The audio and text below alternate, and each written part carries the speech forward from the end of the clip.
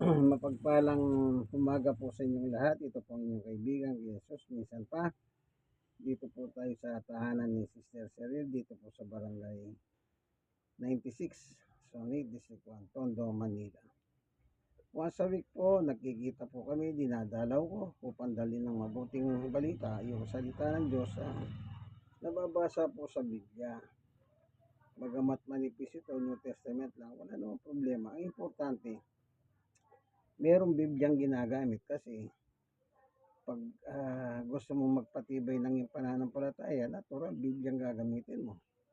O gusto mong matuto sa pananampalataya, kailangan Bibliang gagamitin mo. Everything about God, sa Biblia lang po natin yan makukuha. Kasi po yan ang kompletong dokumento, kumbaga document, tungkol po sa buhay at kamatayan ni Jesus Christ, ang ating Panginoon, na haring darating at tagapagligtas. Ano po? Kaya ngayon tayo po magbabasa ng kasulatan. Ano po? Bago tayo pumapalaw sa pagbabasa, tayo muna ay lumalapit sa Diyos sa pamagitan ng panalangin. Aming Diyos na makapangyarihan sa lahat, minsan pa tayo po ay lumalapit kami sa iyo upang kami po turuan, sapagkat bilang mga tao po talagang dapat kaming magtiwala sa iyo. Magbukas ka ng kaisipan at puso ng mga taong nanginginig at nanonood ng video ito. Salamat po sa ngalan ni Jesus. Amen. Alam niyo po tayong mga tao, kahit anong gawin yung katwiran, malaya kayong mga twiran. Pero pagdating sa Diyos, yung katwiran po natin, hindi uubra. Ano po, tandaan nyo, yung katwiran natin, hindi po uubra sa Diyos. Kasi, ang gusto ng Diyos, sumunod tayo sa Kanya. Tignan po natin ang sinabi ng ating Panginoong Yesus dito sa San Mateo 6. Tignan natin. Tayo po ba'y pinasusunod ng Panginoong Yesus sa Diyos? Ganito po nakasulat. San Mateo 6. Tayong mga tao po ang tinutukoy dito. Ang sabi po rito sa 6:10, sundin nawa ang iyong kalooban dito sa lupa tulad ng sa langit. Sinong nagturo po nito? Wala pong iba kundi ang Panginoong Jesucristo. Kung pupunta tayo sa verse 9, Ama namin nasa langit ka. Ibig sabihin, Ama namin nasa langit ka, sundin ang kalooban mo dito sa lupa hanggang sa langit. Ang pagsunod po pala sa Diyos, hindi po nagwawakas dito hanggang langit. Ibig sabihin, kapag ang isang tao nakasunod siya dito sa lupa sa Diyos, sigurado, yan din po ang pupunta sa langit. Kasi sundin ang kalooban mo dito sa lupa. O, kita nyo, sundin nawa ang iyong kalooban dito sa lupa tulad ng sa langit. Kung gusto mong makarating sa langit, kaibigan, sundin mo kalooban ng Diyos. Si San Pedro,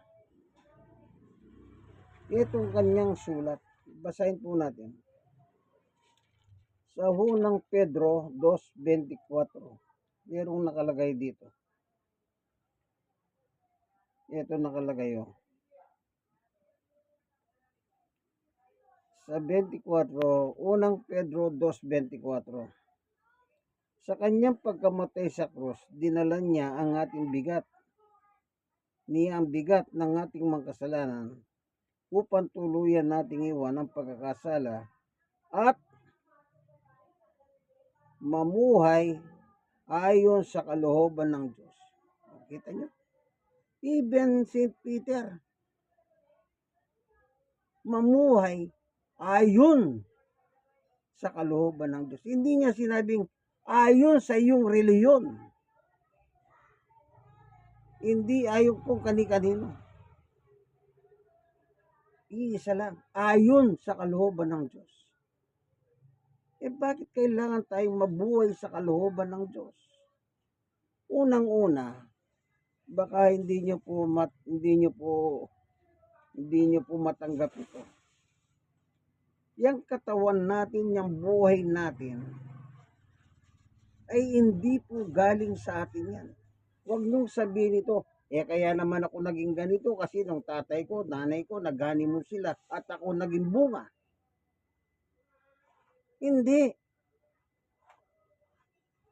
Hindi, maling katwiran yan. Kung hindi pa yung tulot ng Diyos na magkaroon ng anak ang iyong tatay at nanay mo, hindi magkakaanak yan.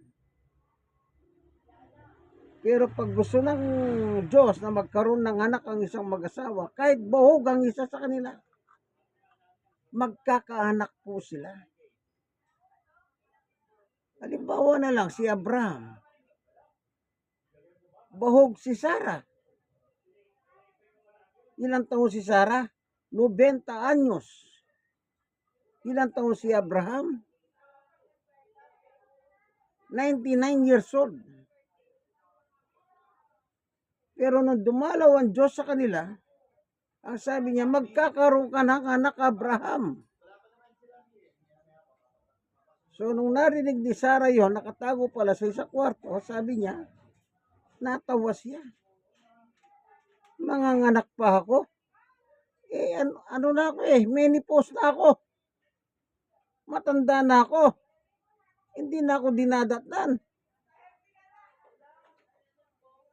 Nagkaroon ba ng anak ko po? Yan nga po si Isaac. Si Juan Bautista na lang. Bahog si Elizabeth na kanyang nanay. Paano naging Juan Bautista? Si Juan Bautista natural, binigay ng Diyos kay Elizabeth. Kaya matanda ng 6 na buwan si Juan Bautista kaysa Jesus. Kasi nung dumalaw si Maria kay Elizabeth, magpisa sila. Gumalaw yung baby ni Elizabeth. Napuspos siya ng espiritu. Matanda siya ng 6 na buwan. Ang Diyos po nagpapahintulot sa buhay ng tao. Alam nyo, kung minsan tayong mga tao, kung makapangatwiran tayo, ganun-ganun na lang. Huwag tayong mga twiran pagdating sa Diyos. Pwede ka lang mga twiran yung sinasabi niya doon sa kasaysayan ni isang ari sa Old Testament, sa Isaias. Nang sinabi ni Isaias na sa nasabing hari, si Ezekias, Haring Ezekias, mamamatay ka na. Mamamatay ka na. Magsabi ka na sa mayong magulang, ay yung mga anak. Kumbaga sa atin, mag last will and testament ka na. Nasa chapter 30 po ng Isaias yan. Anong ginawa po ni Haring Ezekias? Bigla siyang umarap sa kanyang dingding ng kanyang bahay at tumangis at nanalangin. Doon po siya nangatwiran sa Diyos. Ang sabi niya, alam mo naman ang ginawa ko kung paano ko sumunod sa iyo. Dininig ng Diyos sa kanyang dalangin. Nangatwiran siya kasi meron siya ikakatwiran. Kasi naging tapat siya sa paglilingkod sa Diyos sa kanyang panahon. Yun ang kanyang katwiran. Pero yung nangangatwiran ka na wala ka namang ginawa pa sa Diyos, katwiran dito. Hindi po pwede yung kaibigan. Tatandaan ninyo, ano man ang estado mo sa buhay, mahirap ka man, mayaman ka, O may itsura ka, wala kang itsura. Isa lang ang pinupunto ng Biblia eh. Sumunod sa kalooban ng Diyos. Mahirap po bang sumunod sa Diyos? Hindi naman mahirap. Meron kong babasahin na. Baka akala nyo po mahirap ang pagsunod sa Diyos. O sadyang talagang nangangatwiran lang kayo nang wala sa lugar. Ito. Ang sabi ni San Juan, chapter 5, verse 3. Ang tunay na humihibig sa Diyos, yung totoong humihibig sa Diyos, ang tunay na humihibig sa Diyos ay yahong tumutupad ng kanyang mga hutos. At hindi naman mahirap sundin ang kanyang mga hutos. Sino lang ang makakatupad sa kalooban ng Diyos? Yung mga umiibig sa Kanya. Yun lang. Yun ang nakalagay sa Biblia ni San Juan. Kaya pag hindi ka tumutupad sa utos ng Diyos, ibig sabihin, hindi mo mahal ang Diyos. Yan lang ang kahulugan yan. Reverse lang. I-reverse mo lang. O, ulitin natin ha. Ang tunay na umibig sa Diyos ay yahong tumutupad sa kanyang mga utos at hindi naman mahirap sundin ang kanyang mga utos. O baka naman nangangatwiran lang kayo na ayaw nyo lang sumunod. Pero mas una pa yung katwiran nyo. Alam nyo kung lahat lang ng Pilipino sumunod sa kalooban ng Diyos, matino ang Pilipinas. Pero bakit ganyan ang nangyayari sa bansang Pilipinas, sa ating bansa? Nagkakahaway-haway ang mga namumuno. Yung iba pumapatay pa. Nangangatwiran. Anong sabi nila? O, yung naalala niyo yung dating presidente? Kaya niya daw pinapatay ang mga drugs, involved sa drugs. Kasi mahal niya ang kanyang mga kababayan. Iba yung pumapatay ka, ang utos ng Diyos, huwag kang pumatay. Kaya pag isa kang namumuno, pag nahuli yung mga involved sa drugs, dalhin mo sila hukuman. Bahala ang hukuman na mag-decide kung guilty or not guilty sila. Ano pang kwenta ng mga hukuman na yan? Kung hindi mo rin lang pala gagamitin.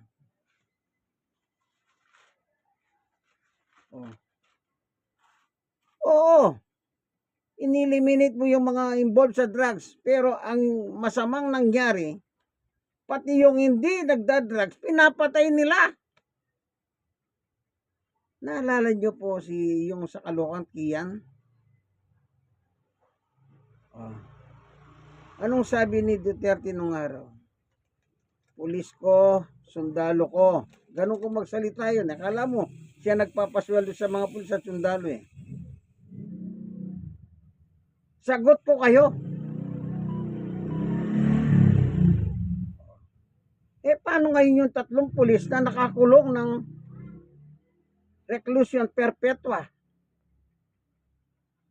40 years above. Hanggang 40 years yata yung reclusion perpetua na yun. Paano pa sila matutulungan ngayon ni Duterte? Dapat sana, kung ginawa nila yun, inuli nila si Kian, inabla sa korte, baka walang pulis na nakakulong. Halimbawa, ang korte, napatunayan, wala sala yung Kian, i-dismiss, di walang nakakulong.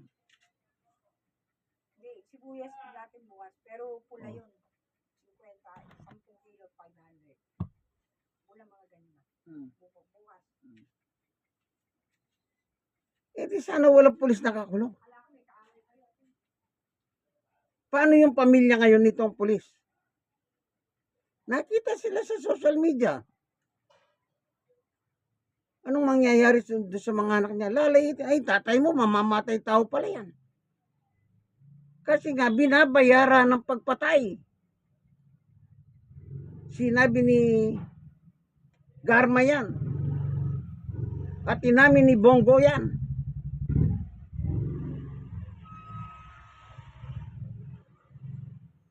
Binabayaran. At sinabi rin ni Digong yan sa investigasyon.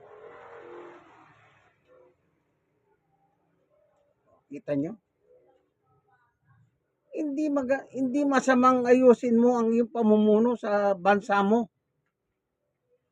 Pero yung patay dito, patay doon, ibang pinag-uusapan yun kasi ang sabi ng Diyos, huwag kang papatay. Yan ang kalooban ng Diyos. Ang kalooban ng Diyos, huwag kang papatay. Exodus chapter 20, verse 13. Oh, nag-anniversary sila. 1 year anniversary na siya. Sa ICC, The Hague, the Netherlands. Nung nakaraan, nagpamisa si Sara. Si BP Sara, nagpamisa doon sa kanila, sa Davao. Siyempre, hindi naman makatanggi ang pare. Tawag ng tungkulin yan eh. Kanino siya itatawag ngayon si Duterte? Halimbawa, siyempre, ang gusto ni Sara, mapabalik ang tatay niya dito sa Davao. At saka yung kanyang kalusugan. Alam nyo, pagdating po sa krimen, hindi saklaw ang edad ng tao. Kasi kung sasabihin natin, ay matanda na. Ibig ba sabihin, wala na? Absuelto na kahit na pumatay. Di pag tumutok ka na senior citizen, malaya ka na palang pumatay. Pag hinuli ka ng pulis, sasabihin mo sa korte, matanda na ako eh. Ganon ba? Ibig sabihin, lusot ka na sa krimen na ginawa mo. Nagnakaw ka. Matanda kasi ako eh. Ibig sabihin, lusot ka na sa krimen na ginawa mo. Ganon po ba? Pagdating sa hustisya, walang edad ang pinipili niya. Yung bata nga, pag meron siyang pinatay, kinukulong kahit na bata yan. Purihin ng Panginoon. Paano yung nung araw, nung presidente siya, ang tawag niya sa Diyos, sinong Diyos ito na lumikha ng buong mundo? Stupid God kanya. Ngayon yung pare, kanino siya tatawag? Yung Diyos na pinaglilingkuran ng pare doon sa Davao, yun ang minura ni Duterte. O, paano ngayon yan? Kung tatawag naman yung pare kay Jesus, anong sabi ni Duterte kay Jesus? Ang Diyos niya, pinako nyo sa cross, tangina. Kung ako ang Diyos niya, ipapako nyo ako. Magpapaulan ako ng apoy para masunog kayo.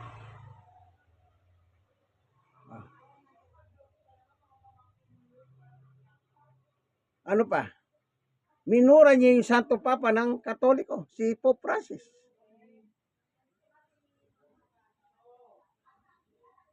At minura niya pa si Barack Obama ng Amerika. Samantalang si Barack Obama, pumapayo lang sa kanya na huwag niyang labagin ang karapatang pantao. Anong ginawa ni Duterte? Minura din ng presidente ng Amerika si Barack. Ngayon, nakakulong siya. Aba, parang wala siyang kasalanan. Yang murahin mo ang kapwa-tao mo, kasalanan yan. Bakit? Sino ba lumikha sa iyong kapwa-tao? Hindi ba Diyos? Genesis 1:26-27. Kawikahan 14:21 and 31. Sabi ni Pablo, unang Korinto 6:9, pag nagmura ka, kung gawain yan, hindi ka magmamana ng kaharian ng langit. Pag minura mo ang kapwa mo, ang minura mo yung gumawa sa kapwa mo.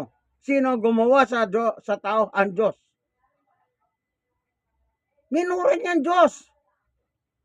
Paulit-ulit niyang minumura ang Diyos sa pamagitan ng minumura niya ang kanyang kalaban sa politika. Kaya sabi ng iba, ang bilis ng karma. Ang masakit doon, kinidnap. Meron bang kinikidnap na dating presidente ang nangingidnap? General. Wala bang warrant of arrest? Meron.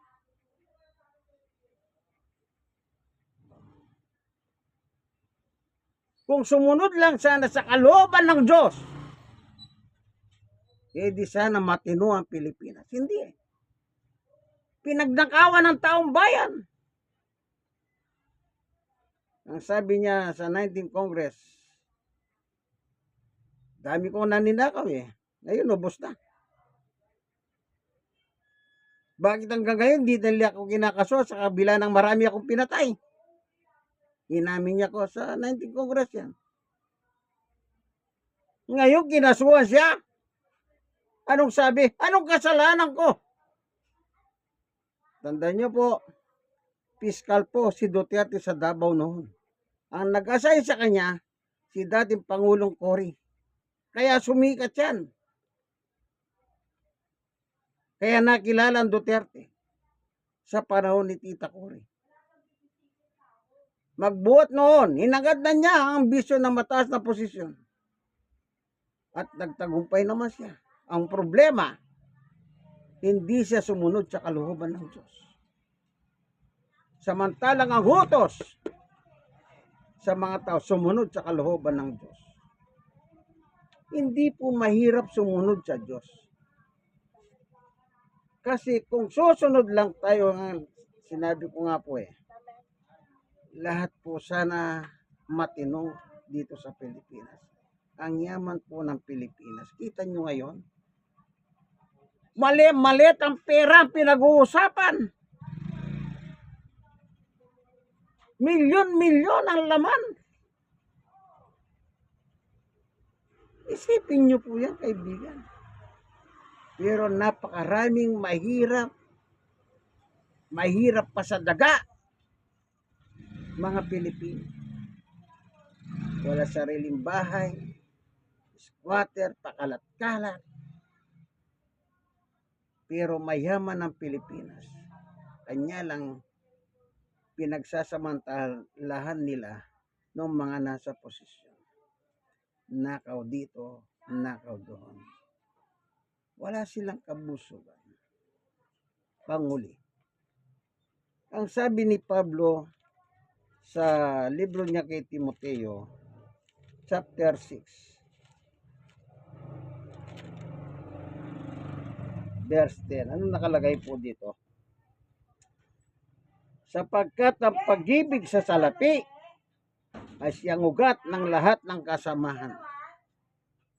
Dahil sa paghahangad na magkamal ng salapi, may nalalayo sa pananampalataya at nasasadlak sa paghihirap ng kalooban. Yung Duterte, naghihirap ang kanilang kalooban. Bakit? Hindi raw tama ang ginawa nila sa kanilang tatay na dating presidente ng Pilipinas. Yan po yung katwiran. Sabi ko nga po, pagdating sa Diyos, yung katwiran mo, kagaya ni Ezekias. Kaya nangatwira si Ezekias, may ginawa siya sa Diyos. Sumunod siya sa Diyos. Eso Duterte, sumunod ba siya? Hindi. Kaya nakakulong siya. Hanggang dito na lamang kaibigan ang ating munting video. Wala tayong political color. Wala tayong galit sa iba. Nag-share lang po ako ng biblical truth. At saka yung nangyayari sa ating paligid. Ito po ang inyong kaibigan kay Jesus, Brother Manny Bautista. Siya naman po si Sister Cheryl. Dito sa Barangay 96, Zone 8, District 1, Tondo, Manila. God bless us all. Bye-bye.